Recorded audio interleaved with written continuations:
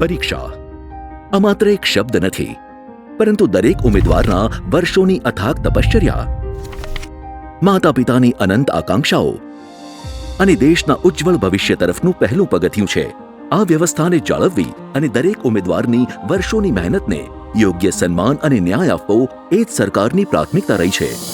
અને એટલે જ માનનીય પ્રધાનમંત્રી શ્રી નરેન્દ્રભાઈ મોદીજીના માર્ગદર્શન હેઠળ કેન્દ્ર સરકારે યુવા પેઢીના ભવિષ્ય સાથે ચેડા કરનારા અસામાજિક તત્વો સામે અપનાવ્યું છે પેપર લીક અને ગેરરીતિ સામે ઝીરો ટોલરન્સનું આકરું વલણ, જે અંતર્ગત જાહેર પરીક્ષાઓમાં પારદર્શિતા સુનિશ્ચિત કરવા અને ગેરરીતિઓ અટકાવવા માટે પબ્લિક એક્ઝામિનેશન્સ એમેન્ડમેન્ટ વિધેયકને સંસદીય મંજૂરી પ્રાપ્ત થઈ છે.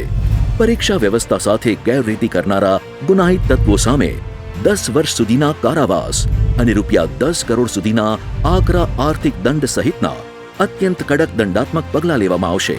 તેમજ ઝડપી અને નિષ્પક્ષ ન્યાય સુનિશ્ચિત કરવા સ્પેશિયલ ફાસ્ટ ટ્રેક કોર્ટ શરૂ કરાશે, જે માત્ર 3 મહિનામાં જ સુનાવણી કરશે.